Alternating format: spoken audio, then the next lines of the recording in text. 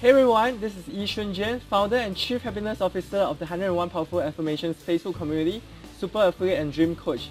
And today I'm right here with John Assaraf at his office. And if you don't know John, he's actually a self-made millionaire. He's a featured teacher from The Secret, and he's the founder and CEO of Practice Now, right? Yeah. So now I'm with John, and I'm just going to interview him about his success, and we're just going to kick it with some really cool questions, okay? Awesome, let's do it. Okay, John, your background is actually very different from many people. What people expect from ultra successful people. You know, you didn't come from a family of scholars or multi-millionaires, but somehow you managed to learn about quantum physics, neuroscience, and build several $1 million businesses, and wrote a couple of New York Times best-selling books along the way as well. So how have you been able to do this? Well, when I was a kid, my father drove a taxi, my mother worked in a local department store, and I remember always feeling like we didn't have enough. I always felt like I wished that we had more money and that we had more comfort and we were able to go on vacations, but we weren't able to do that. And when I was a kid, I got into a lot of trouble. And one day my brother, he introduced me to a very successful man. And that man said to me, "Why are you getting into so much trouble?" And I said, "I don't know."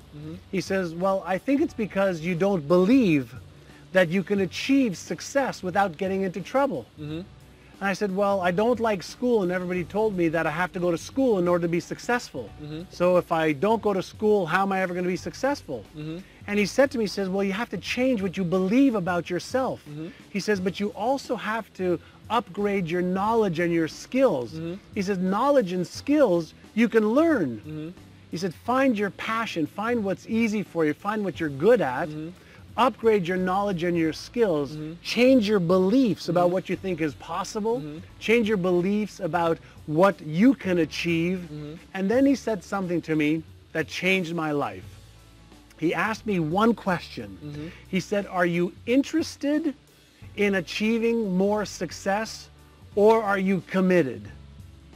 And I looked at him and I was wondering, well, what's the difference between interested or committed? And he said to me, he says, "If you're interested, you'll do what's convenient. You'll come up with excuses. You'll come up with your past, that you're not good in school, you're not smart, you don't know how to do it. You'll come up with all of the reasons why you can't and why you shouldn't. But if you're committed, you'll make the decisions to learn, to study, to retrain your brain, to develop new beliefs, new habits, new skills, and then you will come into the office every day and take action and learn from your mistakes and from your successes, and then you'll get better every day." That's what happened to me. Wow, that's awesome. Yeah. And why do some people achieve enormous business and financial success while others don't? Why do you think that's so? How much does it have to do with how smart someone is?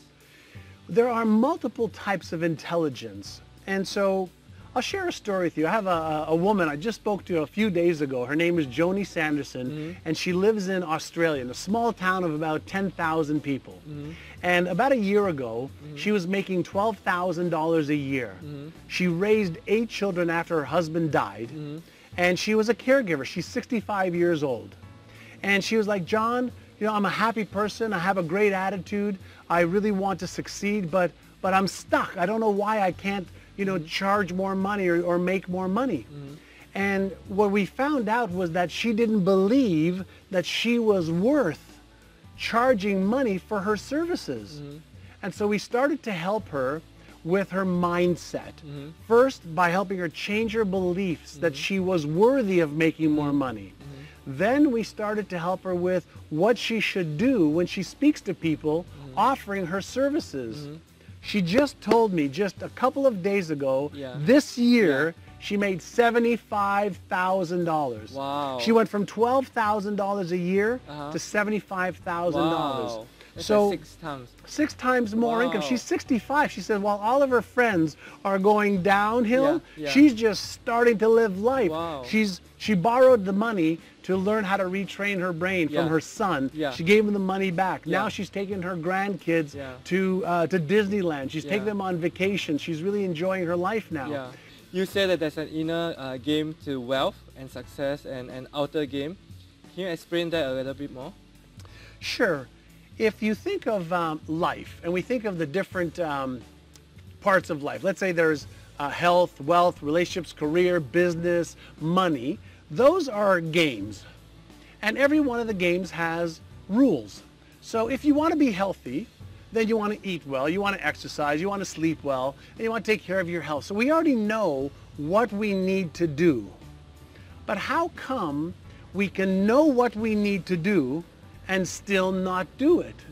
So something must be happening inside the inner game in our brain that's causing us to know what to do but not do it, or to start it and stop it, or to procrastinate and then do a little bit. And so the inner game is based on learning what's happening in our brain. If you think of your brain as an orchestra, there's a conductor, and then there's different players of musical instruments to make the orchestra. If you have 2 or 3 of the players, okay, or the musicians playing out of sync, the orchestra leader is going to get mad and say, hey, this is not coherence. This is not making good music. So in order for us to really achieve the success we want, we have to know what we want to achieve. We have to know the strategies and the tactics or what to do, but we have to have the orchestra inside playing at the same time, creating coherence. And so we have different parts of the brain, the conscious brain, the unconscious brain, the fear part of the brain, the pleasure part of the brain, the spiritual part of the brain. And if they're not working together, then the musicians are not working together and the music doesn't sound well. So in addition to knowing what we want to achieve as far as here's the notes, here's the sequence we want to play in, here's the outcome we want, we have to have synchronicity inside the brain so that the orchestra leader, taps his table, everybody pays attention, everybody knows what the outcome is, we know how to motivate from the inside out, we know how to lower the things that cause us fear, the fear of success, the fear of failure, the fear of not being good enough, the fear of not being smart enough, the fear of succeeding and not being able to keep the success. Those are all emotional things that are happening inside the brain, and guess what? Your brain is your brain. You need to learn how to control that better.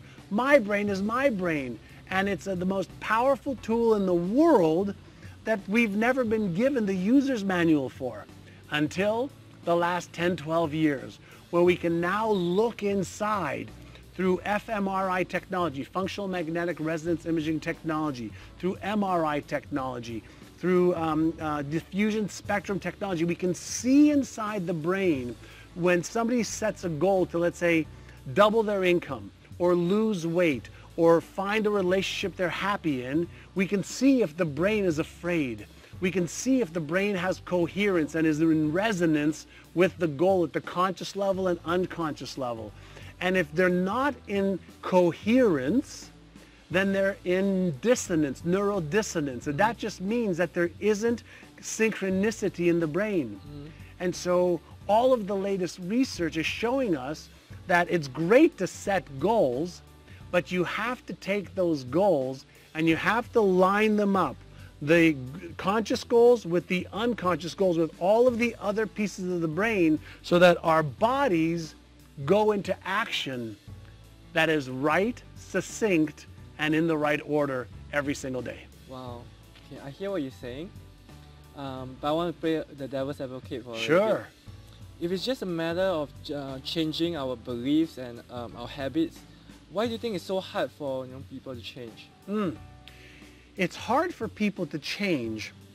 If you think about an oak tree, the oak tree you can see above the ground is big and strong and has been around for 50 years or 100 years or 200 years. But if you were to look underneath the soil, you would see roots, and you'd see all the roots connected to other trees in the area. Those are called neural patterns in the brain. So when we are babies and when we are young, we develop these patterns in the brain.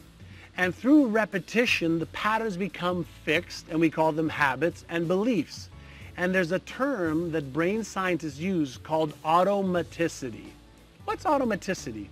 You don't have to think about speaking the English language. You don't have to think about getting dressed. You don't have to think about brushing your teeth. You don't have to think about driving your car. It's automatic. Why? Because you've done it enough times that your brain, your unconscious brain, is doing it for you. Well, once we have this automatic beliefs and habits and perceptions, it requires no energy for your brain to repeat the same things over and over again. Your brain likes its comfort zone. It likes you to keep doing the same things over and over again. So as soon as you say, I want to go from making, let's say, 10,000 to 30,000 a year, or from 30 to 100, from 100 to 500,000, or I want to lose 20 pounds or 30 pounds of weight, what you're actually doing is you're telling your brain, I want to change the patterns that I'm comfortable in. And your brain says, no, that's too much work. I want to do what's easy. I want to do what I'm comfortable doing. I want to do what I've done before, even though I am verbalizing that I want the change. So we have to be willing not just to want a new result, but we have to get comfortable being uncomfortable just long enough to change from one pattern to the next. No differently than if you're listening to a music station and you decide, you know what, I don't want to listen to that music anymore. I want to change the station. Well, then you change the station till you find the station that you want, and then you can hear new music. Well, we have to be willing to change our brain's patterns long enough so that that becomes the new station that's easy for our brain to stay on. Oh, I really love what you just said because I just heard yesterday the part about I heard this saying is like great leaders are comfortable at being uncomfortable. Absolutely. So that was amazing. Yeah. Now, why do you think people get stuck at the current level of money they're making? Well, they get stuck because if you think about human beings and animals, we like comfort zones. Right? So there's a lot of studies that have taken people who are homeless and they put them into these beautiful new buildings. And within a month or two or three, they trash the buildings and they're back out on the street. Wow, really? Because they're more comfortable out on the street. If you think about people who win the lottery, over 80% of the people who win the lottery lose the money because all the money changes their comfort zones. Many people who win the lottery actually say it's the worst thing that ever happened to them. How could money be the worst thing that ever happened to them? It's not that the money is the worst thing that happened to them. They weren't ready to accept the change. And so people find comfort zones, just like if you're in your car, you like the temperature at a certain setting, or if you're in your home, you like the temperature at a certain setting. We have our settings in our brain for what we're comfortable in. You could be miserable and comfortable. You could be rich and uncomfortable. And so everybody develops a comfort level that our brain is responsible to keep you at that comfort level. Anytime you're above your comfort level or below your comfort level, you will do whatever it takes to get back in the comfort zone because it takes less effort to stay in the comfort zone. And so we are creatures of habit. We like our comfort zones. And so what we need to do as we're setting new goals and as we're setting a different vision for our life, we have to change what's happening inside our brain. Think about this. If you take a plant, okay, that has grown to its full capacity in its pot, if you leave it in the same pot, it won't grow anymore. But if you take the same plant, you take it out of the pot and you put it into a bigger pot, the plant starts to grow again. So if we want to learn how to grow a bigger version of ourselves, we have to create a bigger pot for ourselves. And the pot is the mental pot. It's the soil that allows you to expand and grow more fully. And that is one of the reasons people stay in their comfort zones. They're not prepared to remove themselves out of the glass or the pot that they have so they make room for growth. So if let's say they are comfortable enough to do that, is it really easy to just double or triple your income? Yes. It's easy to double or triple your income if you're at a lower level of income. If you're at, let's say, $100 million, it's harder to go to 200 or 300 or 500 million dollars. But if you're making 10,000 or 20,000 or 50,000 or $100,000, to double or triple your income from that is so much easier because first and foremost, somebody who's making 2 or 3 times more money than you are right now, or that I am right now, they're not any smarter, but they're thinking different things. What they're doing is different, and you and I and everybody who's watching can learn how to think differently, how to change our beliefs, and how to learn a couple of new strategies and tactics, things to do every day, that when we do a little bit each day over the next, week, 3 weeks, 1 month, 3 months, 6 months, we can have an exponential growth in our income. I'll share a story with you. I had a woman who worked as a receptionist at a law firm, and she was making about $15 an hour. And she wanted to make more money, but she was working 60 hours a week at her job. And she came to me at one of my seminars and said, John, I want to make more money. What can I do? I said, well, can you teach what you're learning to other people who are administrative assistants at law firms? She goes, well, yeah, I'm really good at putting a manual together, and I can teach what I do to answer the phone. I can teach what I do to take messages. I could teach what I do in my systems and processes. So she put a little flyer together, and she just hand-delivered it to the other law firms in the building she worked in. And she said, in 2 months, I'm going to have my first seminar to teach people who are receptionists how to be an amazing receptionist. In her first weekend, she made $3,000. In her second seminar, she made $8,000. Wow. In the next seminar, she made $10,000. She quit her jobs and started making $250,000 a year by taking her knowledge, changing her beliefs, learning how to do a few things differently, and her income changed by 8 times. Wow. That's amazing. 8 times. Like most people, they'll be happy with just 2 times, but if you just think about it in a bigger way, it's much more than just that. If we just let go of that limiting belief. I think 2 or 3 times is easy. Yeah. You're mentioning about habits, right? I'm sure everyone out there will be really interested about your daily success routine. Yes. Yes. Can you share with us? Every morning when I wake up, I start with, what am I grateful for? So I go through, what am I grateful for about my health, my family, my connection to God, the work that I get to do, my children, the charities that we support. So I start with a happy feeling. Then after that, I will pull my goals, the goals that I want to achieve in my life, and I'll look at them, and I'll close my eyes, and I'll pretend like a Hollywood actor or a Hollywood actress pretends that they are a role. I'll pretend that that's already happening.